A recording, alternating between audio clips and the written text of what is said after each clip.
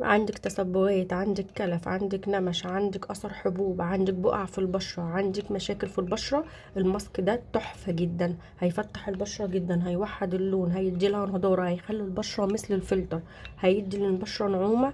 ده غير انه هيشد التجاعيد وهيشد الخطوط التعبيرية وهيفتح البشرة جدا وهيوحد لونها. جربوا الماسك ده وعلى ضمانتي من احلى الماسكات اللي ممكن تستخدموها وتجربوها في حياتكم. لايك، شير، سبسكرايب، فعلوا الجرس عشان كل جديد يوصلك مني اول باول. شيري الفيديو لاصحابك علشان يستفادوا. صلي على النبي في الكومنتات وقولوا لي بتتابعوني من اي بلد. اول حاجه هحتاج معايا هنا معلقه مليانه صغيره من القهوه. القهوه من الحاجات اللي بتشيل التصبغات والبقع والكلف والنمش، بتوحد اللون، بتدي للبشره نعومه ونضاره، كمان غنيه بالكافيين، بتخلي البشره صافيه. كمان من الحاجات اللي بتشيل اثر الحبوب والبقع والتصبغات. هاخد كمان معايا معلقه من دقيق الرز او الرز المطحون، بتلاقيه عند العطار، او رز عادي عندك وانت ابدأي اطحنيه وانخليه او فلتريه، يعني اللي هو خليهولي ناعم واستخدمي منه معلقة مليانة من الرز المطحون. الرز المطحون من الحاجات الجميلة اللي بتنزل نشا طبيعي، بتفتح البشرة، بتدي للبشرة نعومة ونضارة، وبتوحد اللون وبتخلي البشرة صافية. كمان بتخلي البشرة فيها نعومة حلوة جدا. ده غير انها كمان من الحاجات الحلوة اللي بتفتح بسرعة جدا جدا جدا. زي ما قلت لكم بتفرز نشا طبيعي، فده من الحاجات اللي فعلا بتفتح وتوحد اللون بسرعة جدا. هبدأ ان انا ادمجهم بقى لحد ما ادخل القهوة مع دقيق الرز بالشكل ده. شايفين؟ زي ما انتوا شايفين كده اللي هو ناعم معايا خالص. تمام. هنا بقى هبدأ اضيف كمان معايا معلقة صغيرة ممسوحة من النشا، النشا او الكورن فلاور. عايزة اقولك ان النشا غير الرز، اللي هو بيبقى النشا اللي في الرز. النشا ده اللي هو بتاع الكورن فلاور فوائده غير النشا اللي بتبقى جوه الرز. فهنا بيوحد اللون، بيفتح البشرة بسرعة جدا، كمان بيقلل المسامات الواسعة، بينظف البشرة بطريقة حلوة قوي. فهنا انا حطيت كمان معلقة ممسوحة من النشا اللي هو العادي اللي هو الكورن فلاور. وهبدأ بقى ادخل كل المكونات زي ما انتوا شايفين. وهبدأ اجيب معايا كوباية من المية، مية من الحنفية عادي. وبدأت حطيت كوباية من المية وهبدأ اقلب كل المكونات لحد ما يدوبوا كده كلهم مع بعض.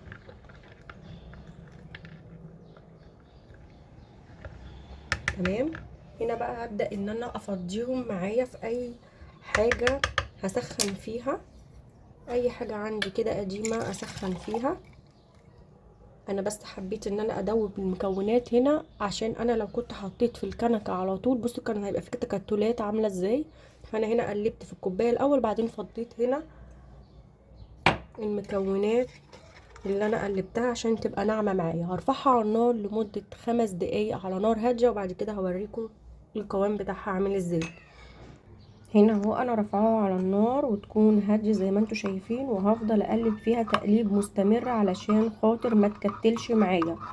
فهنا زي ما انتوا شايفين لازم نفضل نقلب تقليب مستمر لمده 5 دقايق كده على نار هاديه.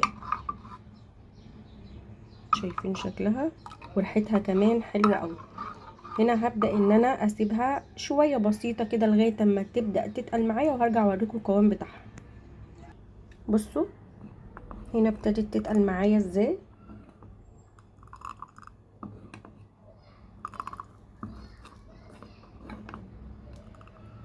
هنا بقى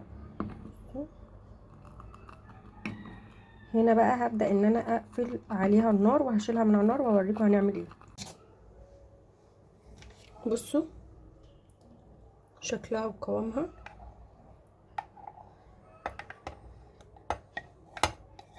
طبعا انا عامله كميه كبيره علشان اقدر احتفظ بباقي في التلاجة عادي واستخدمها.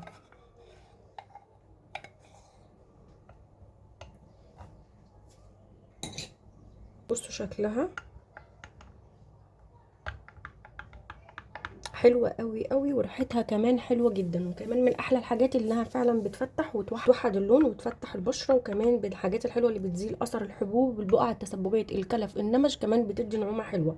هنا هستخدم معايا معلقه صغيره من جل الصبار، وجل الصبار هنا من الحاجات الحلوه قوي اللي بتفتح البشره، كمان بيقلل المسامات الواسعه وبيكبد المسام، كمان بينضف البشره جدا وبيرطبها ترطيب حلو قوي.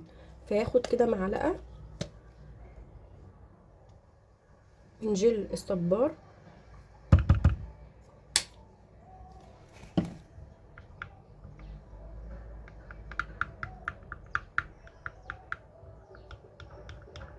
طبعا جل الصبار هنا لازم ان انا احطه بعد ما ارفعه من على النار، ما ينفعش احطه وهو على النار، تمام؟ فلازم اول ما ترفعي المكونات من على النار تحطي الحاجات اللي احنا هنحطها دي دلوقتي. انا هنا قلبتهم اهو كويس،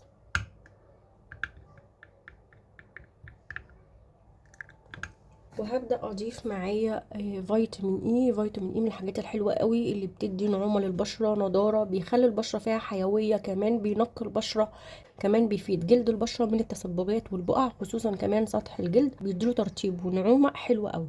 فهنا انا هضيف معايا كبسوله واحده من فيتامين اي، او يعني على مقدار كبسوله كده. طبعا في اللي بيتباع اللي هو الازازه، وفي بيتباع اللي هو الكبسولات اللي انا وريتها لكم قبل كده. وهبدا اقلب كل ده. زي ما قلت لكم الحاجات اللي انا بضيفها دلوقتي ما ينفعش ان انا اضيفها وهي على النار، لازم اكون رافعاها من على النار وابدا اضيف اللي انا عايزه اضيفه براحتي.